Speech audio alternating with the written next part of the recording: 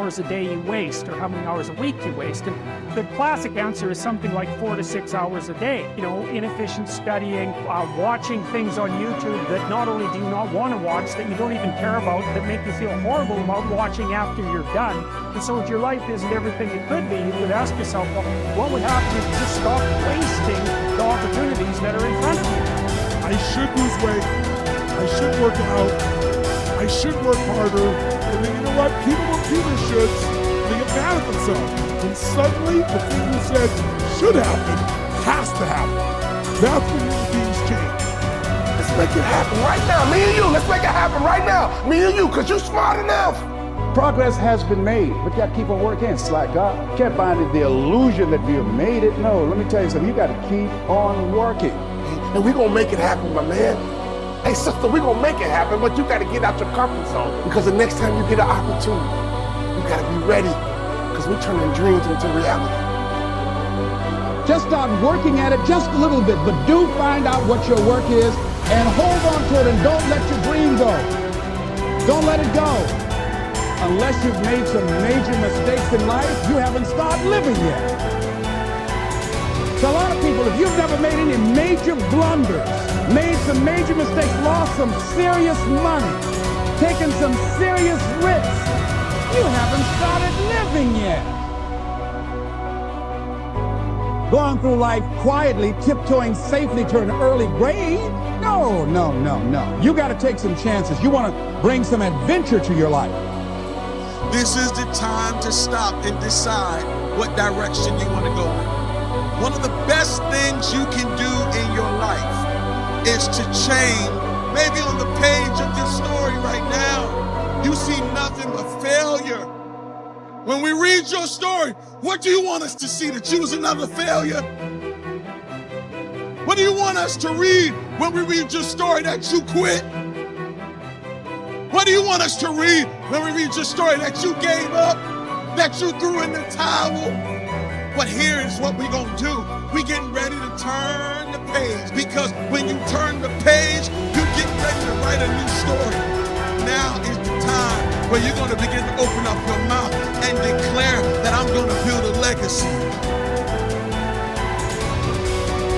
Waste no more time arguing what a good man should be.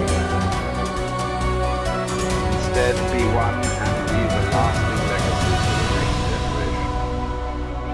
This legacy should not be measured in material wealth, but rather in the strength of character and faith that you pass on.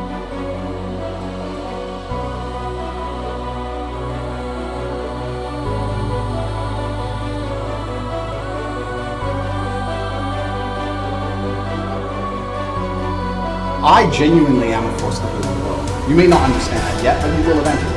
And I genuinely believe I'm acting under the instruction of God to do good things. I want to make the world a better place. I genuinely believe my legacy is a good legacy. And I believe that eventually, when the legacy media catches up, they're going to understand I'm a good, positive influence.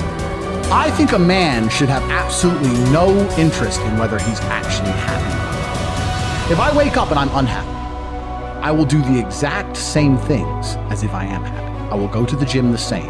I will work the same. How I feel has no impact on how I live my life. I don't think happiness as an index is a healthy view for a man to have on life success. If you're waking up and going, am I happy, am I not? You're looking at life wrong. I think of a man, if you put happiness if you move it down the scale, right? And you start looking at, am I successful? Am I competent? You know, am I achieving things? Am I respected? If you start to look at these indicators of your life, you're going to end up being happier without actually analyzing if you're happy or not. But we talk about weak men. This is what's scariest about this entire agenda they're trying to purport. Because their ideas, like the feminist idea and like the mainstream idea and like Logan Paul's ideas, all their ideals is if we weaken men, then if they become weak enough, they'll no longer be a threat. And I argue that point absolutely. I think the most dangerous men on earth are the weak men. I think inside of every single man, we're born with a fire inside of us that we do not control can destroy ourselves and other people. And if you look at men who have no emotional control, because that's what they're trying to teach us to have, they're saying, listen, you're a man, you're allowed to just cry all the time and have no emotional control, no stoicism, just react to your emotions. Do you know what happens when you tell men to just react to their emotions? Anger. You have school shootings, you have rape, You have violence. That's what happens when you tell men to have no emotional control. These school shooters are kids with no emotional control. Rapists are men with no emotional control. Violence and the bullshit you see on the street are men with no emotional control. Telling men to not be stoic is going to create a breed of violent young men who have no emotional control, can't control their emotions, and act out on them. That is absolutely not be more dangerous to society than me coming along and saying, listen, I don't give a how you feel, young man. It doesn't matter how you feel. You have duties and you have responsibilities as an adult.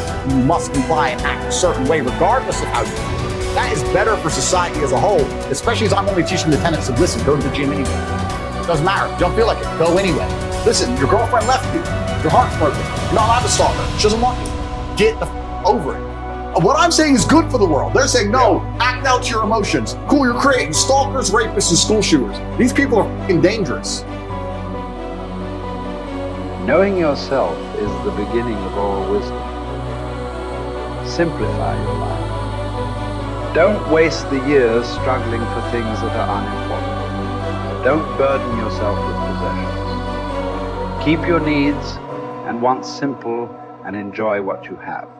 Don't destroy your peace of mind by looking back, worrying about the past. Live in the present. Simplify.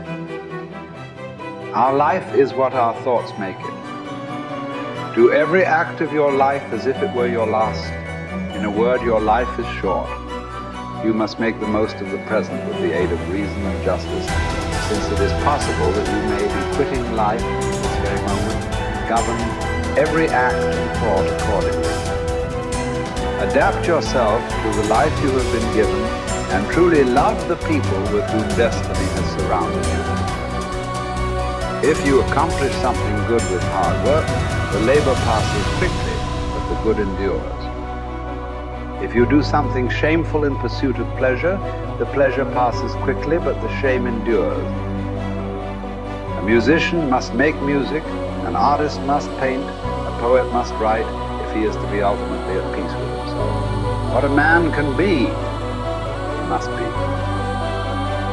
I will keep constant watch over myself, and most usefully, will put each day up for review.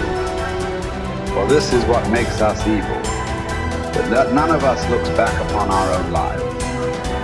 We reflect upon only that which we are about to do, and yet our plans for the future descend from the past. Excellence is never an accident. It is always the result of high intention, sincere effort, and intelligent execution. It represents the wise choice of many alternatives. Choice, not chance, determines your destiny. All human beings seek the happy life, but many confuse the means. For example, wealth and status, with that life itself. This misguided focus on the means to a good life makes people get further from the happy life. The really worthwhile things are the virtuous activities that make up the happy life, not the external means that may seem to produce it. Mark how fleeting and paltry is the estate of man. Yesterday in embryo, tomorrow a mummy or ashes. So for the hair's breadth of time assigned to thee, live rationally and part with life cheerfully, as drops the ripe olive extolling the season that bore it, and the tree that matured. Spend your brief moment according to nature's law, and serenely greet the journey's end as an olive falls, when it is ripe, blessing the branch that bare it, and giving thanks to the tree that gave it life.